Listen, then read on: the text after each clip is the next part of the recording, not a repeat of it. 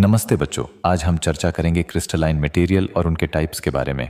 सबसे पहले समझते हैं क्रिस्टलाइन मटेरियल। क्रिस्टलाइन मटेरियल वो होते हैं जिनमें एटम्स का अरेंजमेंट हाईली सिस्टमैटिक और पीरियोडिक होता है, मतलब पूरे मटेरियल में एक प्रॉपर पैटर्न रिपीट होता रहता है।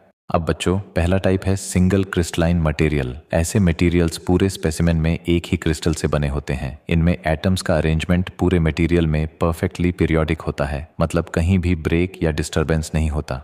Quartz, salt, Iceland spar, diamond और टोपाज ये सारे सिंगल क्रिस्टल्स के एग्जाम्पल हैं। और हाँ, अगर ऐसे क्रिस्टल स्ट्रक्चरल डिफेक्ट्स के बिना बनते हैं तो उन्हें हम कहते हैं विस्कर्स। विस्कर्स बहुत ही स्ट्रांग होते हैं क्योंकि उनमें बॉन्ड स्ट्रेंथ लगभग इक्वल होती है आइडियल थ्योरेटिकल स्ट्रेंथ के।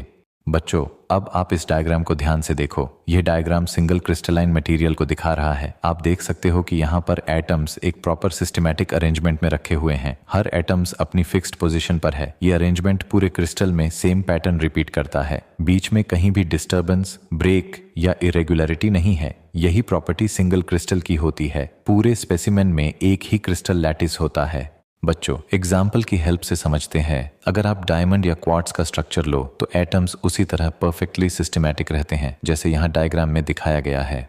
बच्चों, अब दूसरा टाइप है पॉलीक्रिस्टलाइन मटेरियल। नाम से ही समझ आ रहा है, ये कई छोटे छोटे क्रिस्टल्स से बने होते हैं जिन्हें हम ग्रेन्स कहते हैं। इन ग्रेन्स के बीच जो सेपरेटिंग लाइन होती है उसे कहते हैं ग्रेन बाउंड्री। अब ध्यान दो, पॉलीक्रिस्टलाइन मटेरियल्स में ग्रेन्स कोर्स भी हो सकते हैं और फाइन भी। ग्रेन साइज का सीधा असर मटेरियल की प्रॉपर्टीज पर पड़ता है, जैसे स्ट्रेंथ, हार्डनेस और डक्टिलिटी। बच्चों, एग्जाम्पल्स है ceramics, rocks, ice, alumina, zirconium आदि।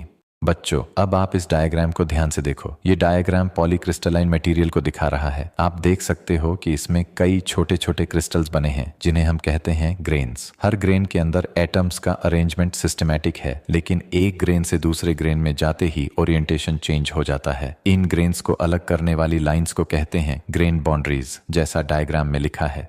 पॉलीक्रिस्टलाइन मटेरियल्स कई छोटे ग्रेन्स से मिलकर बने होते हैं। हर ग्रेन इंटरनली सिस्टमैटिक होते हैं, लेकिन सभी ग्रेन्स का ओरिएंटेशन अलग अलग हो सकता है। इन ग्रेन्स के बीच की बाउंड्रीज को ग्रेन्स बाउंड्रीज कहा जाता है और ये मटेरियल की प्रॉपर्टीज को काफी अफेक्ट करती हैं।